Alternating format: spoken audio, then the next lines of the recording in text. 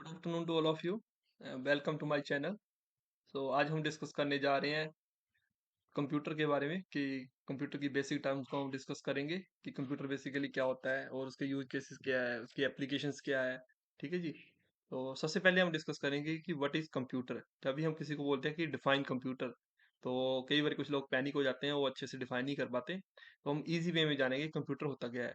Computer is an electronic machine which understand the digital language और binary language. और आप बोल सकते हो कंप्यूटर एक डिजिटल मशीन है या इलेक्ट्रॉनिक्स मशीन है जो कि बाइनरी लैंग्वेज को अंडरस्टैंड करता है, जो कि 0 एंड 1 की फॉर्म में होती है।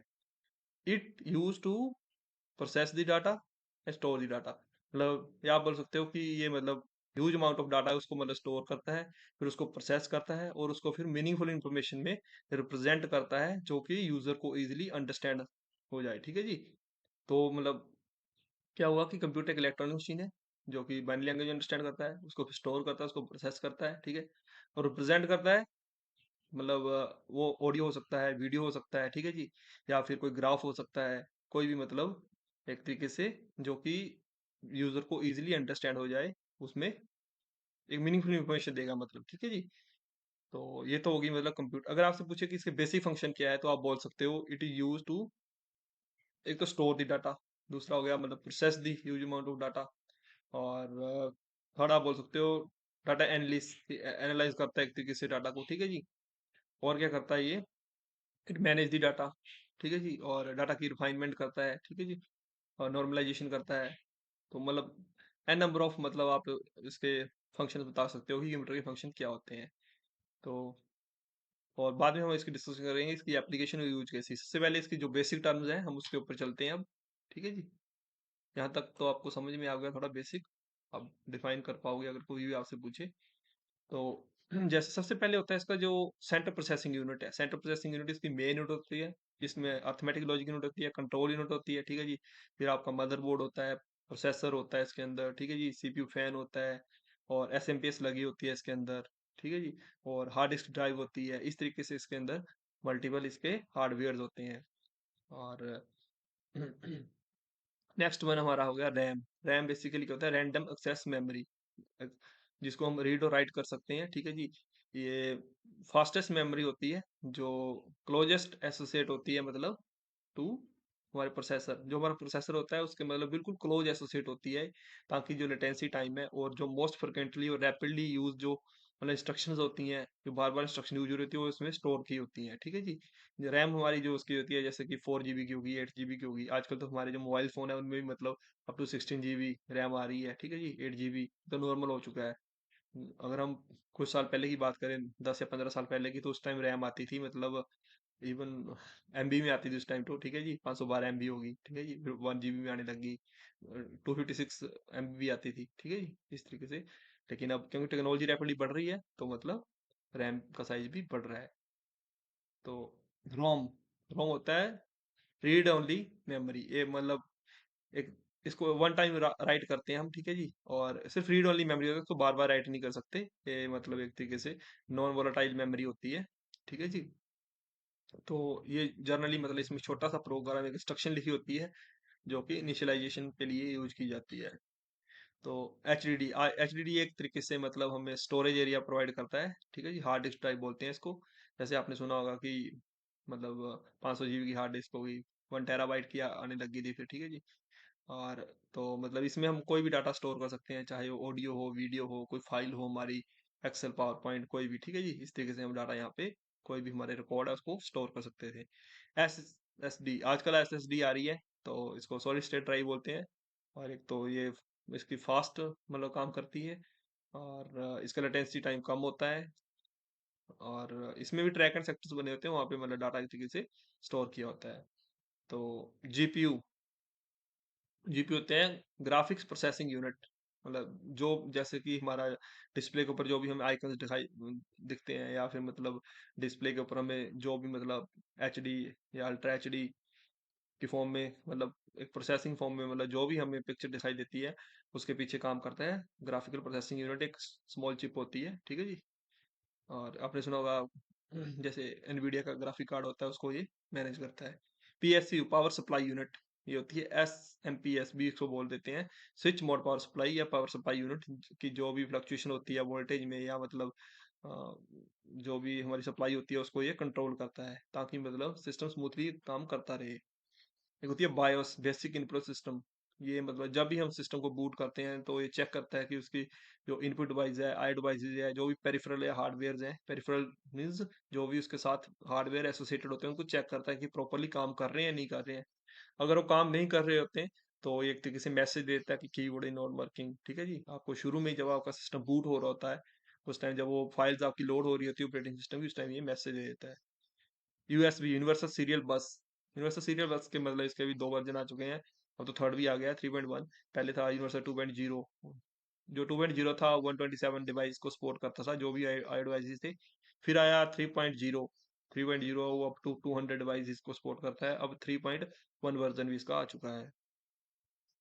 लैन, लोकल एरिया नेटवर्क, ये मतलब नेटवर्क से रिलेटेड टर्म्स है। लोकल एरिया नेटवर्क हो गया मतलब 1 किलोमीटर टू 5 किलोमीटर तक का जो भी मतलब प्रेमिसेस में एक कैंपस का हो गया, सपोज किसी कॉलेज का हो गया, किसी ऑर्गेनाइजेशन का हो गया। ठीक है जी, उसको हम जो लोकली मतलब हमारे जितने भी एक तरीके से सिस्टम हो गया आपस में कम्युनिकेट करते हैं।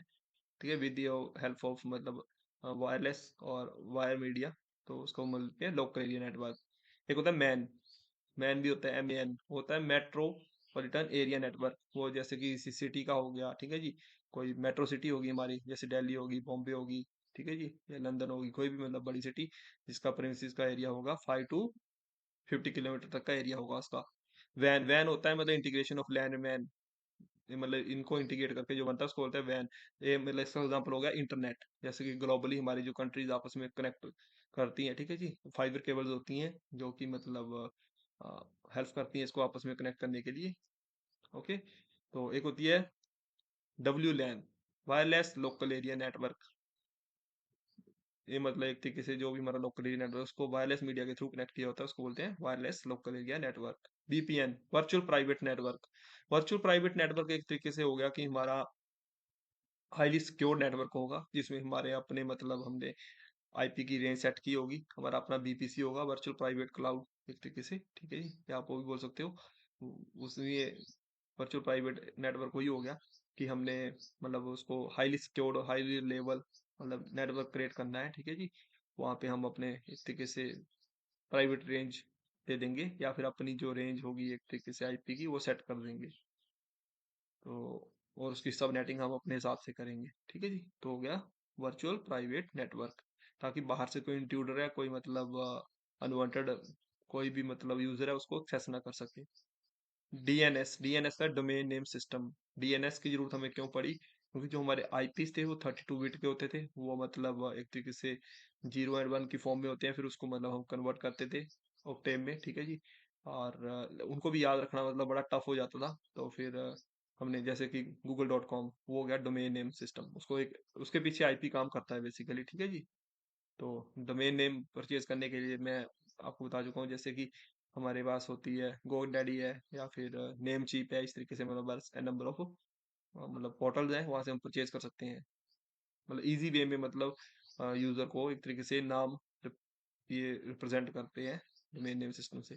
DHCP हो गया डायनेमिक होस्ट कॉन्फ़िगरेशन प्रोटोकॉल।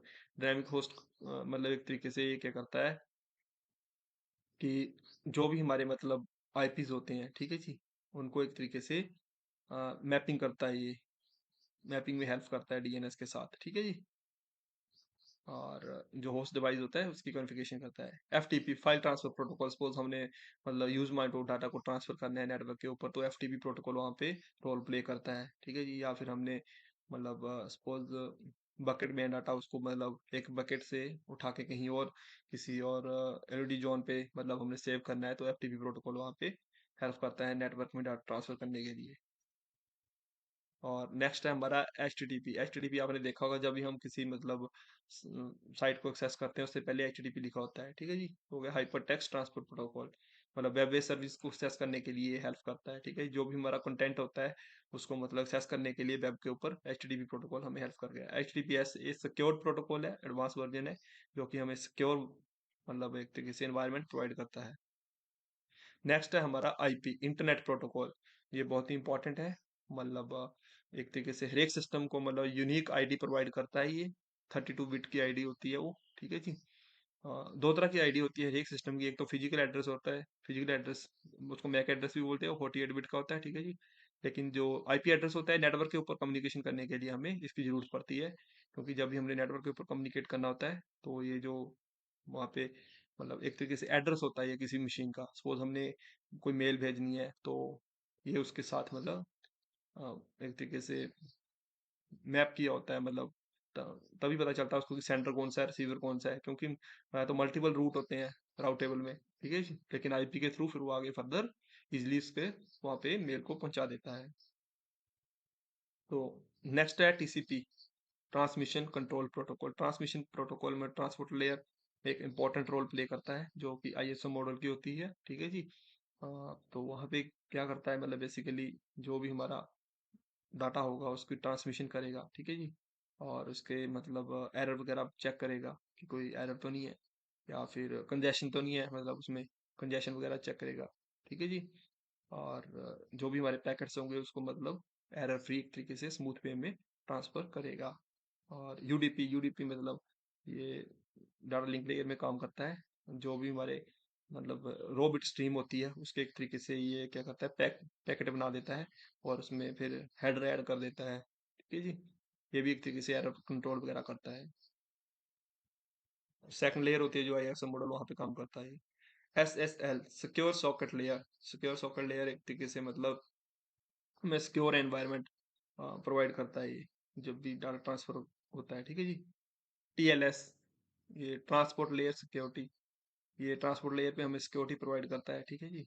जब हम लोड बैलेंस वगैरह करते हैं तो वहां पर भी टीएलएस प्रोटोकॉल हमें एक तरीके से हेल्प करता है। और पीओपी, पीओपी होता है post office protocol. Post office protocol भी एक तरीके से मतलब हमें कोई डाटा को हमने ट्रांसफर करना है एक सिस्टम से दूसरे सिस्टम में, तो वहाँ पे ये हेल्प करता है। लास्ट है हमारा IMAP, internet message access protocol. ये मेल्स वगैरह एक्सेस करने के लिए होता है कि मतलब इंटरनेट के ऊपर हमने मेल करना है कुछ डाटा, ठीक है जी।